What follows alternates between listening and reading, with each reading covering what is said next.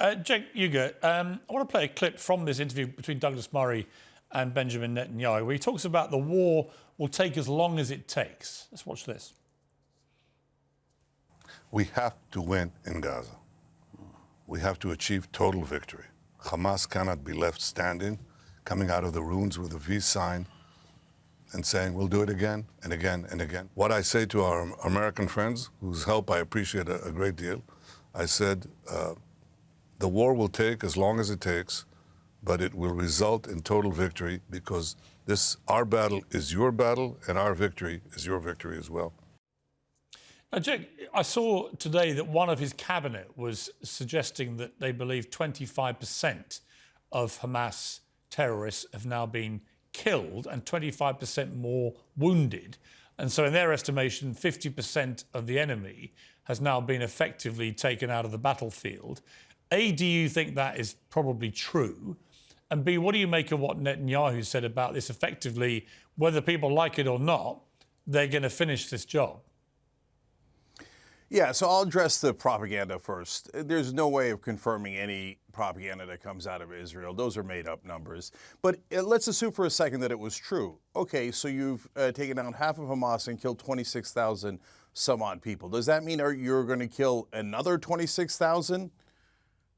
How many Palestinians is America supposed to help you murder for your nonsense objective, which never made any sense in the first place? Which leads me to the second part.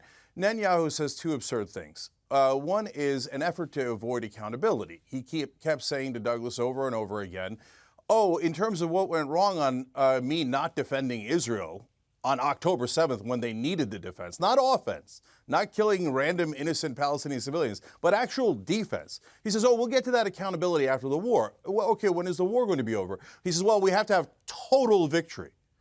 What does that mean? You have to kill every member of Hamas? Well, everybody knows that's impossible.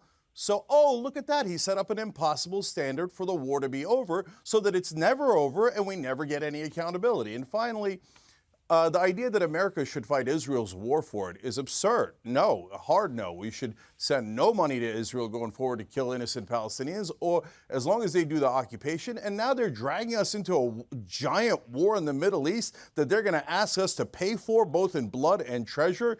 There's no Americans that are actually in favor of that other than neoconservatives that dragged us into Iraq and that debacle over there. So my answer to Netanyahu is a hard no. No way do I want to go to war with Iran to help your political career. Dennis Prager, do you think Benjamin Netanyahu is long for this world as the leader of Israel? Because he's so unpopular domestically. The polls have never been worse for him. You get a feeling of somebody where the war is almost his last stand as leader.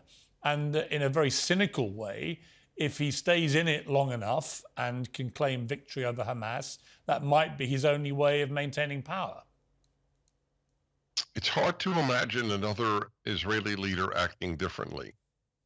There is this perception in the West, and I'm neither a Netanyahu fan nor a Netanyahu opponent, but it is hard to imagine an Israeli leader who would say, you know, Hamas butchered our people on October 7th, raped our women, burned families alive, want to destroy us, want to kill every Jew that they can find, but we won't respond militarily.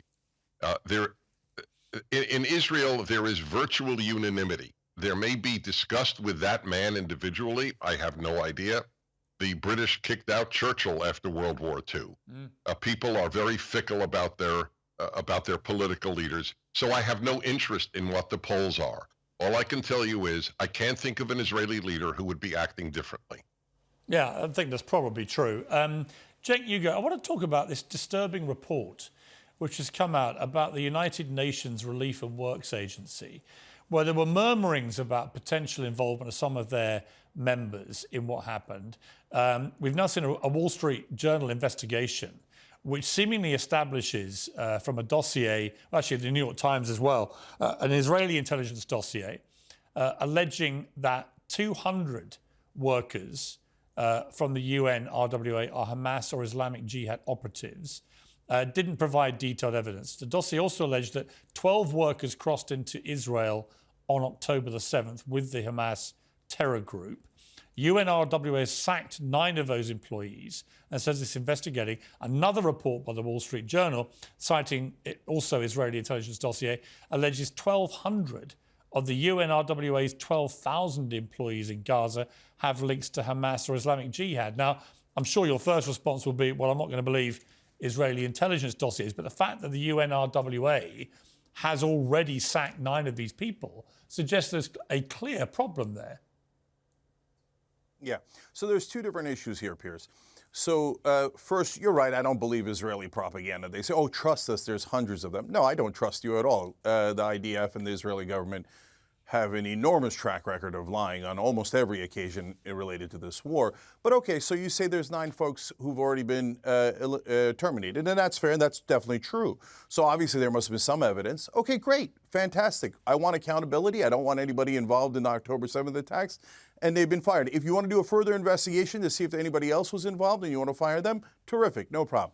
But that's not the real issue here. The real issue is the right-wing Israeli government hates this organization because they help Palestinians. There's now 500,000 Palestinians that are starving, and the only people that are helping them is basically this organization. And Israel thinks, now their right-wing government thinks, well, look, if we can eliminate the one organization that's helping Palestinians, they'll starve more.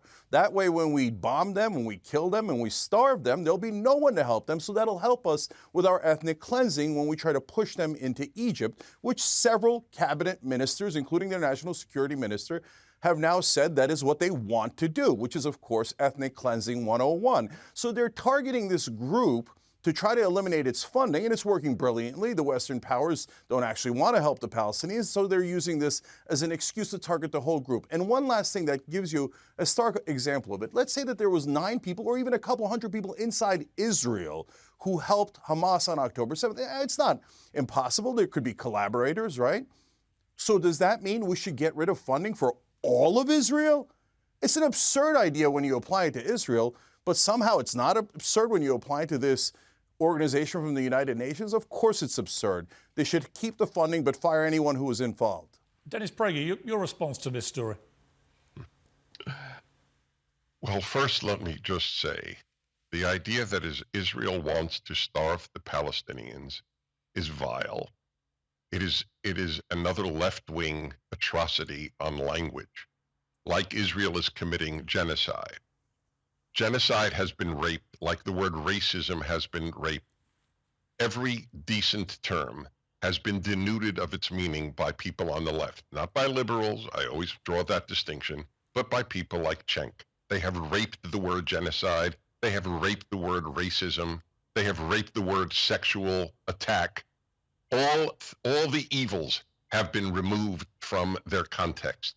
Israel has no interest. There are 5 times more Palestinians today than there were in 1950. It is the worst, most ineffective genocide in the history of genocide. It is a vile smear. The United Nations stinks. The United States should leave the United Nations with every other democracy. It is a place where the Human Rights Commission has been headed by Iran, where you have Iran even heading the Women's Rights Commission.